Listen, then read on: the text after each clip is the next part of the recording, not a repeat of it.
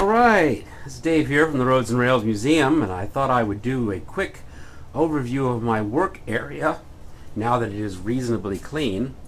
And you can have here, we've got some old, what do you call these, old electrical instruments up there that I don't use very much, but they're fun to have around.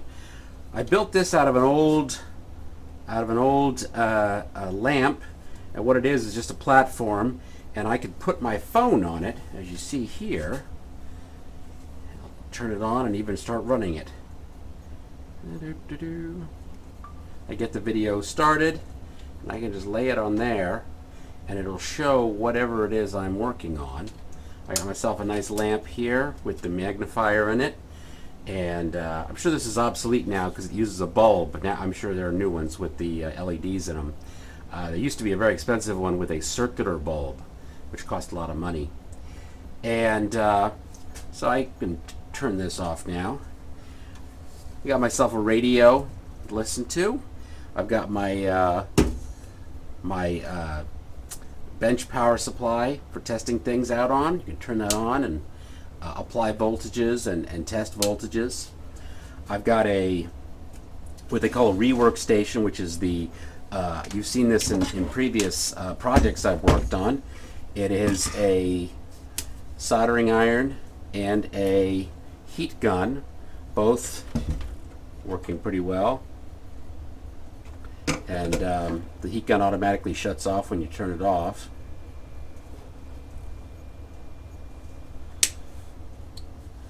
And there's the soldering iron. And I've got a aerator. This is just a fan. This is a filter. There's a filter on the front and a fan that pulls air through it. And you can get these pretty inexpensively online. And that's necessary because there's no real good aeration around here. Got myself an advanced thermometer so I can tell what I'm working on, what the temperature is.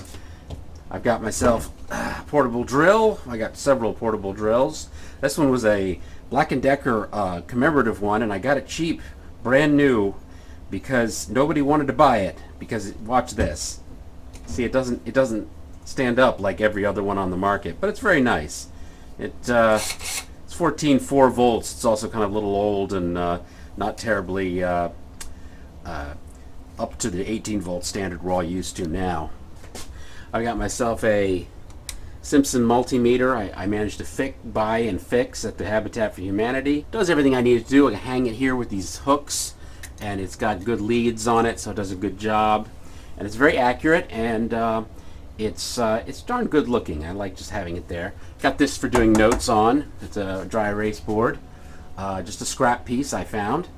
And when you're doing electronics work, you're going to want to have one of these things. These are a silicon pad. This is a pretty simple one. You can get better ones that have places to put parts. And the great thing about the silicon pad is that you can drop molten, you can drop glue, paint, molten solder, and it just peels right off as soon as it cools. This is my what they call an M tester. And this thing can test any kind of, it has a database on board, and what you can do, interestingly, is you can hook it up, turn it on, and it will actually tell you what the item is. It's not perfectly accurate, but it's very, very useful. So it's running through, and it just told me it's a capacitor, and it's going to tell me all the aspects of it, 932.8. But it's a very useful thing to have. They're only like 10, 12 bucks online. And if you're like me and you're not really an engineer, it's a very useful thing to have. What I call it is the electronic tuner of the new electronics hobby. The electronic tuner allowed a lot of people to buy guitars who can't really tune by ear. Well, this allows a lot of us who aren't engineers to get involved in making stuff, and it's a lot of fun. It's changed. It's been a game changer. This is an old countertop, a piece of countertop I managed to get from Home Depot many years ago. I've used it in various ways. Used it as the top of a bar, and just getting something like this, it's perfect way to get things you know, to get started on your workbench. Here's a power supply that I managed to get and attach to it. It doesn't have any surge protection. It's just a way of distributing power, but I've never had any problems with it. I've got myself a clamp here for clamping various things on the pieces of wood and such. Got that at the Habitat for like $6, $7.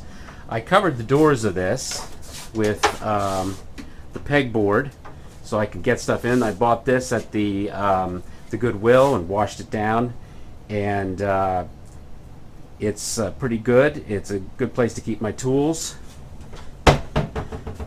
You can see right here is more pegboard there, and it's always good to have magnification. I've got magnification here on the lamp itself. I've also got this item. This is not expensive. This is not the kind that a professional would have, but it's really good, and it's just a benefit to be able to see things clearly. Always have your eye protection, and always have your breath protection. I don't have my mask down here right now, but I normally would. These ones are interesting. This one's a Honeywell device, and it's done in wood. It's got a wood case, which is a little odd for it. They had sold this one in a plastic case right up to the late 90s, and you're asking yourself, well, why would they have a non-digital thing? Well, apparently it has special functions that are just for Honeywell boilers, and I don't know. That's what the manual says. It has a special setting for it. When I got this, this was loose. I did a video on making it work again, and it's actually really good for model railroading. It does the DCC and the AC, both O gauge and HO really well, and it does a pretty good job on DC as well. And so I really like that. This Simpson right here, you might think that that's very old, but it is in fact only from the 1980s. And interesting thing is the Simpson is actually owned, I believe, by the Choctaw tribe. It's owned by a Indian tribe, and they're a great company, and so they get a benefit on federal contracts. But since they're a good company, I don't really mind. And this is they keep changing the interiors, but you could get this in a number of formats, and the popular format was always this kind of 1920s design, and I can totally see why. So I get the best of both worlds there. I've got myself an old controller, HO controller, which I really like. Let me take it down. This HO controller is it's not good. Most of these old metal controllers, people bring these in and wonder if we can use them or they can get them fixed. Usually water has gotten inside and ruined them. So all I did is this one didn't work, so I just like the look of it. So I cut off the wire and I keep it. And I love the old-fashioned stylings are just wonderful. So I put that right back up there, but I'm not running trains with it. There's no running trains.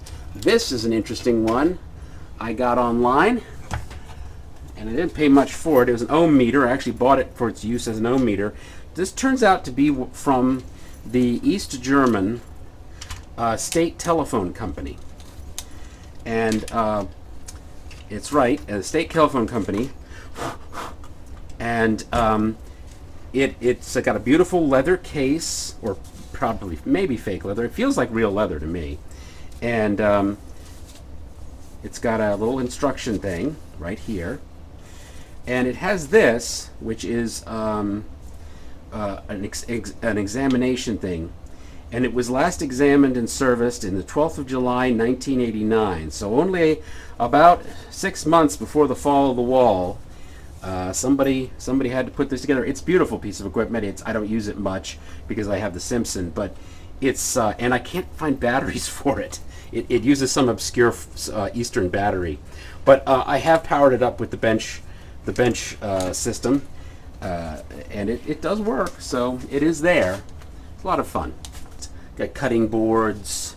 I've got all my tools for working on various things. Tons of little screws and everything, and my foam cutting equipment and all of that. And that's been it's been a lot of fun. This is a, I've had a lot of workbenches and a lot of things over time, but this has definitely been one of my better ones, especially in terms of lighting. I worked pretty hard on the lighting for this one. Put this right here, and we will see you again soon at Dave's workshop. Specifically, we're going to be working on this. Dave, what is that? It's something that needs improvement.